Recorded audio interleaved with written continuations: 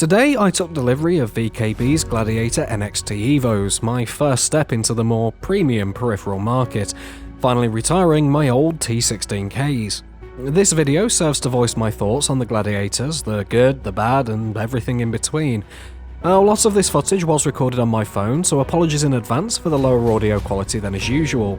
Finally, because I know someone's going to ask, I'm in no way associated with VKB. I paid for these with my own money, so my opinions are all my own. That all said, roll the intro. Quantum travel initiated.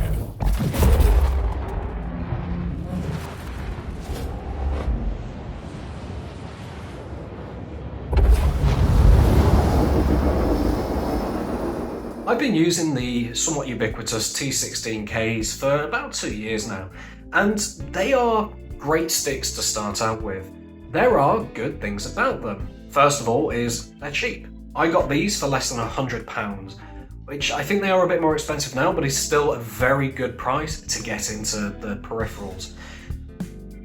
Large number of base buttons gives you plenty of options. Stick movement in the X and Y axis is nice and smooth. They're very comfortable to use for a long period of time as well. Now, there are some downsides to them. The first is that the vast majority of the buttons are on the base, which isn't useful when you're trying to use them in flight because you have to take your hands off the stick. You're limited in terms of options on the stick. You only have 2 hats, which is not a lot. Limited buttons on the stick as well.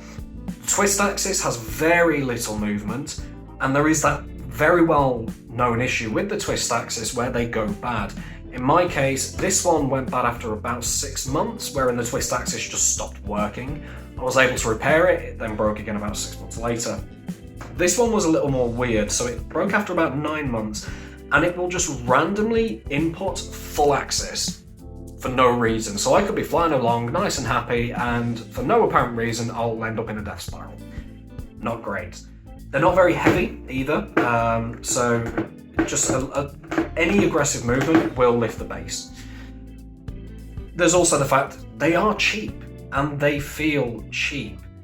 So that's the big issue. Now, they've served their purpose, but I figure it's time to upgrade. So, bye to those. Hello VKB. So the VKB Gladiator NXT Evo. These are, from what I understand, the entry level into the high end of flight peripherals. Now, they are a bit difficult to get a hold of at the moment. I actually ordered these on June the 6th. And as of recording this on June 24th, they actually arrived this morning, so it is a very long delivery time. Now, these are a lot more expensive than the T16Ks. All in all, I spent £335. That includes shipping and taxes, which for anyone ordering these into the UK, do beware. The price you see on the website is not the full price. You will get hit with VAT and import charges when they get delivered, so keep that in mind. But this is the next step up. So I'm going to put these together. Let's get some thoughts. Okay, so straight off the bat, something I am going to make comment of is these are really well packaged. Break dense foam, got no issues with that. Extras in all of them. All the tools that you need are included, which is great to see because it means I don't have to faff about getting my my toolkit out. So I'm going to keep going and get these built. So one thing I'm going to make note of just now is this connector here. Now, this is unique to these modular bases. The thing to keep in mind is that the higher end base, so the Warbird I believe it's called, actually uses a different connector at the bottom. Now, because VKB have opted to use this connector instead of the same one used on the Warbird, it does preclude you from upgrading to a better base in the future. Now, it's not a huge thing, some people aren't going to want to do that, but I would like to see the option, especially if people are buying the more premium version. So VKB, if ever you watch this, maybe food for thought, think about giving the option for people to buy the base or the stick with some sort of an adapter that allows you to then later on upgrade without having to buy a whole new setup.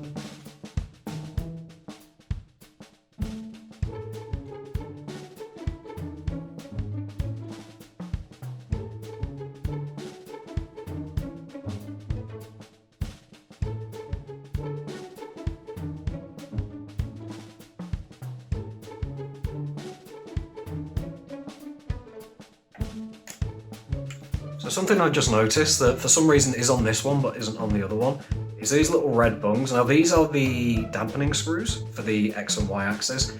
For some reason these weren't on the other one. I like that these are here because it tells me exactly where to look, but VKB, the fact that you've only done it on some of them and not all of them,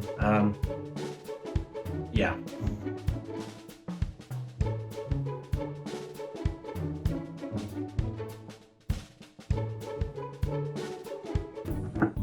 And that's them built. So, a couple of things I'm going to know straight away. Adjusting the dampening is a little easier said than done. I don't know why, but for some reason, that one I can't get as loose as that one. I guess this is just something that wears in time. They are dry clutches. Dry clutches need to wear in. Stick size, they're very comfortable for my hands, extremely comfortable for my hands. Now, I have fairly average sized hands, and for those that have got larger hands, these may feel a little bit tight. There are, if I can find it, now VKB do offer or do provide a slightly larger palm rest, and honestly, I can't think, unless you've got very small hands, I don't think you're going to need that. I think those who've got larger hands are obviously going to have to remove that palm rest altogether. But yeah, this is, for me, it's quite comfortable, but you know, keep that in mind. All buttons or hats, very easy to reach. I don't feel like I'm overextending my thumbs in any way, shape or form in order to do so. Triggers feel a bit squishy. The T16Ks have got a very satisfying click on the trigger pull. These feel... It feels like a real trigger at first because it feels like you've got a small amount of pressure before you hit that bite. But after that, it does feel a bit squishy. Everything else feels really satisfying to use. I have no qualms with that whatsoever. Now, rotary dials feel fine. Yeah, I got no issues with those. Bottom buttons feel nice and comfortable. Twist axis feels like it's got a bit more throw than the T16Ks, which is nice, good to see. I'm not sure what else to go through. Oh, it still rocks a little bit when I use aggressive motion. However, the base is heavier and the pads that they've got on these bases are really strong. Like, I'm moving my coffee table whilst trying to push these, so great choice of pads there. I'm gonna grab the 16K.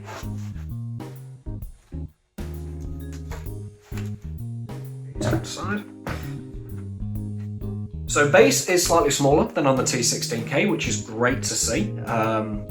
A lot of people play like me, where you have your keyboard and then your joysticks behind it, so they're not taking up a huge amount of space. The stick is slightly taller. In terms of feel, that now feels really loose compared to this, which has a lot more resistance, but feels very smooth. So I don't think the fact that there's more resistance is a bad thing. I think that actually assists in getting a bit more sort of fine movement. Trigger, as I say, feels quite mushy on this as opposed to this. Twist axis actually is about the same. Obviously, you've got substantially more hats. These are both plastic.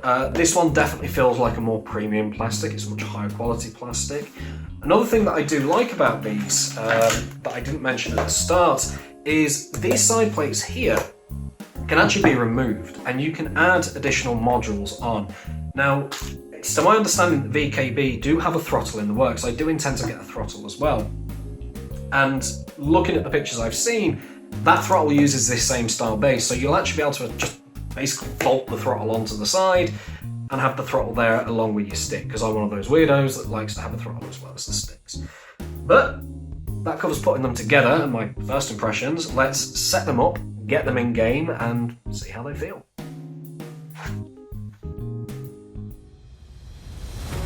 Final thoughts then as you watch me shoot down some bounties. These are honestly great sticks and they are worth the money. They feel comfortable even after a couple of hours playing, movement is smooth and button placement feels natural. One huge benefit I found that I wasn't expecting is how tightly I could set the dead zones on these versus the T16Ks. Even having just that small amount of extra axis to play with really does make a huge difference. The upgradability with extra modules is a huge win on the design of the base.